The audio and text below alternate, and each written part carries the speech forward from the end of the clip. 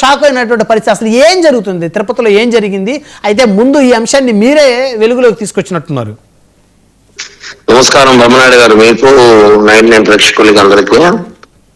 Sir, అది పవన్ కళ్యాణ్ గారి మీద గత కొద్ది రోజులుగా వైసీపీ పేటీఎం గారు చాలా విపరీతమైన పోస్ట్ పెట్టడం, ఏ టెక్నాలజీ వాడుకొని పవన్ కళ్యాణ్ గారిని అనేక మార్ఫింగ్ చేసి పెడుతున్నారు. కానీ చాలా విషయాలు మేము కొన్ని విషయాలు లైట్ గా తీసుకుంటాం. ఎందుకంటే ఇంకా ప్రభుత్వంలో అధికారంలో ఉన్నప్పుడు ప్రభుత్వ పరిపాలన ప్రజలకు సేవ చేయాలని ఆలోచనలో ఉంటాం కాబట్టి ఇట్లాంటివన్నీ వస్తుంటే పట్టించుకోమని కాదు. ఈ మధ్య కాలంలో మరి ఓవర్ గా ఏకంగా పవన్ కళ్యాణ్ గారిని జగన్మోహన్ రెడ్డి కాళ్ళు పట్టుకొని బుక్కి నన్ను క్షమించు, నేను తప్పు చేశాను, నేను రాజకీయాలను తప్పుకుంటానని చెప్పి పెట్టడం అనేది చాలా బాధాకరం. అది మా అభిమానుల మనోభావాలు దెబ్బతీసే విధంగా అనేది మేము మాత్రం తట్టుకోరు. ఎవరు ఆ ట్రెడిషన్లో ఎవరు తట్టుకోరు, ఎంతవరకు ప్రయత్నిస్తారు. దానివల్ల ఏమవుతుంటే మాట పెరిగి, పోస్టుల్లో వాగ్దానాలు పెరిగి, లా అండ్ ఆర్డర్ ప్రాబ్లం వచ్చి రోడ్లపైకి వారు జరిగేంత పరిస్థితి వస్తుంది. అంత దూరం రాకూడదనే నేను ఎస్పీ గారి ఆదేశాల మేరకు, పార్టీ ఆదేశాల మేరకు అడిషనల్ ఎస్పీ గారు కలిసి సార్ ఇమ్మీడియట్లీగా వాళ్ళ మీద కేసు నమోదు చేసి వాళ్ళని పిలిపించి విచారించి వాళ్ళకి భయం పెట్టండి. భవిష్యత్తులో ఇలాంటి ఏ పార్టీనా సరే, జనసేననే కాదు, ఎవరు కూడా సరే పార్టీ అధినేతల మీద ఇలా పెట్టకూడదు, వాళ్ళని పిలిచి వార్నింగ్ ఇవ్వండి భవిష్యత్తులో చెప్పడానికి వెళ్ళి కంప్లైంట్ ఇచ్చాము. వాళ్ళ మీద ఎఫ్ఐఆర్ నమోదు చేశారు. ఎఫ్ఐఆర్ నమోదు చేసి 48 గంటలైనా కూడా వాళ్ళు ఎవరైతే కొంతమంది ప్రమోటర్స్ గా పోస్టర్ ని ప్రమోట్ చేసి ఆ పోస్టర్ ని ఎవరైతే టెలికాస్ట్ చేసి షేర్ చేశారో ఆ సంబంధించిన వైసీపీ నాయకులు 2 రోజుల డిబేట్ లో వస్తున్నారు, సోషల్ మీడియాలో కనిపిస్తున్నారు, ఇంకెక్కువ మాట్లాడుతున్నారు. అరే కంప్లైంట్ ఇచ్చినా కూడా వీళ్ళని ఇంకా మాట్లాడుతున్నారు. ఏం జరుగుతుందని అయితే ఆరాధిస్తే ఎవరో ఒకరిద్దరు మా పార్టీలో సంబంధించిన ఆ వైసీపీతో అతని వ్యాపార లావాదేవీలు ఉన్నాయని, వ్యక్తిగత లావాదేవీలు ఉన్నాయని వాళ్ళని చూడనట్టు వదిలేయమని చెప్పినట్టు సమాచారం వచ్చింది. ఈ విషయం అటు ఇటు చేరి మీడియా ఊరికి వెళ్ళి ఈ రోజు ప్రధాన పత్రికలు 3 పత్రికల్లో హెడ్లైన్స్ వచ్చింది. అది ఇప్పుడు ఎస్పీ గారి దృష్టి తీసుకెళ్లాను. ఈ రోజు ఎస్పీ గారు కూడా అధ్యక్షుడు మా పార్టీ నాయకుల దృష్టి తీసుకెళ్లాము. దీని మీద సీరియస్ అయ్యారు. ఈ రోజు ఎస్పీ గారు కూడా దాని మీద ఇమీడియట్ గా యాక్షన్ తీసుకుని మళ్ళీ విచారించమని ఆదేశాలు ఇచ్చారు.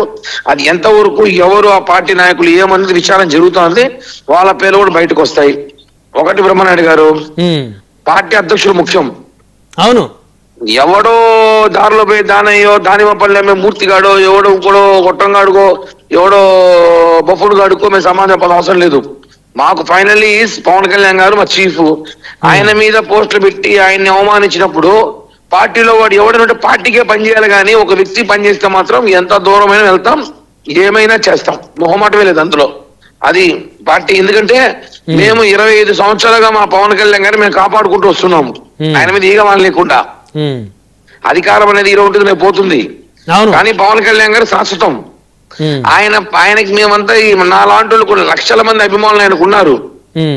అలాంటి వాళ్ళని మనోభావాలు దెబ్బతీసి మీరు ఆటలాడుకుంటాము, మేము కేసులు పెట్టినా మేము కాంప్రమైజ్ చేసుకుంటాము, మా వెనకాల పోలీసులు తెలుసు, బంధువులు తెలుసు అంటే ఒప్పుకోం. కాబట్టి మేము సీరియస్ అయినాము. అలాగే ఇందాక చూసే పవన్ కళ్యాణ్ గారు కూడా ఢిల్లీ హైకోర్టులో పిటిషన్ వేశారు. ఆయన వ్యక్తిగత విషయ ఫోటోల మీద చాలా సెన్సేషన్. ఒక డిప్యూటీ సీఎం హోదాలో ఉండి పవన్ కళ్యాణ్ గారు నన్ను ఇలా నా ఫోటోలు మార్పింగ్ చేసి వాడుకుంటున్నారు చెప్పడం చాలా బాధాకరం. దీన్ని సీరియస్ గా తీసుకోవాలి అమ్మన్నాడు, ఎక్కడో లైట్ తీసుకోకూడదు.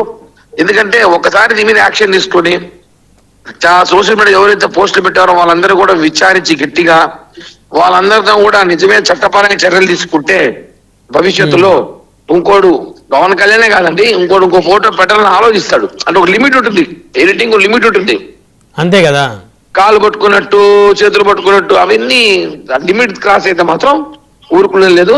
దీనిపైన ఎవరైతే ఆ పోలీసులు ఒత్తిడి తీసుకొస్తారో ఇప్పటికీ వాళ్ళ పేర్లు బయటకు వచ్చాయి, అవన్నీ కూడా డిపార్ట్మెంట్ కి ఇచ్చాము, పార్టీ ఆఫీస్ అందజేస్తాము.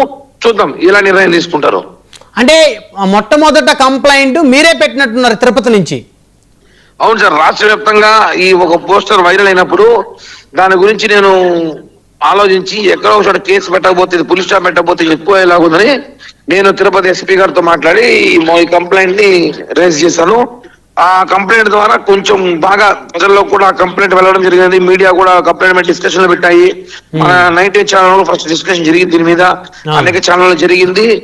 తర్వాత పోలీసులు కేసు కట్టారు. కానీ అంటే ఎలా ఉంటుందంటే సార్, రాజకీయాల్లో భయపడకూడదండి. ఏమవుతుంది ఈ అధికారం ఉంటే రేపు అధికారం పోతే వాళ్ళు ఏమి చేస్తారని ఆలోచనలో ఉన్నారు చాలా మంది. అందులో 15 సంవత్సరాలు మేము ఉండబోతున్నాం.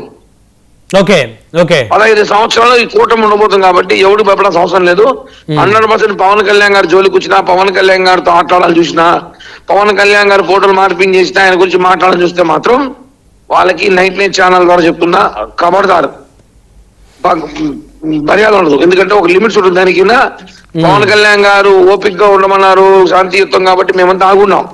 లేదంటే మేము వైసీపీలో ఉన్న నాయకులు, వైసీపీలో ఉన్న రౌడీలు, గుండాల కన్నా మేము ఏమి ఎక్కువ నిమిషాలు తగ్గే ప్రసక్తే ఉండదు. కేవలం పవన్ కళ్యాణ్ గారి మొహం, పార్టీ సిద్ధాంతాలు చూసే కాముగా ఉన్నాం. సార్ వినండి, మేము చేతగానం అయితే కాదు, కానీ మాకు లిమిట్స్ ఉంది. దాని దాటి పోవని చెప్తున్నా కదా, మేము కాదని చెప్తున్నాం. అలాంటి వ్యక్తులం కాదు. జగన్మోహన్ రెడ్డి కత్తులు ఇచ్చి, కట్టర్లు ఇచ్చి, బాంబులు ఇచ్చి వేసే బ్యాచ్ కాదు. మేము తలాలు నరికేసే బ్యాచ్ కాదు. మేము పద్ధతులు పాటిస్తాం కాబట్టి ఇంకోసారి ఇలాంటి పోస్టులు పెడితే మాత్రం మర్యాద ఉండదని చెప్పడానికి ఆ ఒక ప్రెస్ మీట్ పెట్టి ఎస్పీ ఆఫీసర్ కలవడం జరిగింది. ఇప్పుడు సాక్షాత్ పవన్ కళ్యాణ్ గారు కోర్టుకి వెళ్ళారు. భవిష్యత్తులో కూడా పవన్ కళ్యాణ్ గారు జోలికి వస్తే మాత్రం, సోషల్ మీడియా పోస్టులు పెడితే మాత్రం ఈసారి మాత్రం తీవ్ర పరిణామాలు ఉంటాయని కూడా హెచ్చరిస్తున్నాం. రైట్ రైట్ ధన్యవాదాలు కిరణ్ రాయల్ గారు. Thank you. రైట్, ఇక మరొక అంశం చూస్తే పిన్నెల్లి సోదరులకి ఈ నెల 24వ తారీఖు వరకు కూడా రిమాండ్ విధించింది మాచర్ల కోర్టు. సో వారు సుప్రీంకోర్టు వరకు వెళ్ళారు. బెయిల్ పిటిషన్ సుప్రీంకోర్టు కొట్టివేసింది. 2 వారాల్లోగా వారిని లొంగిపోవాలని చెప్పేసి పిన్నెల్లి సోదరులకు చెప్పిన నేపథ్యంలో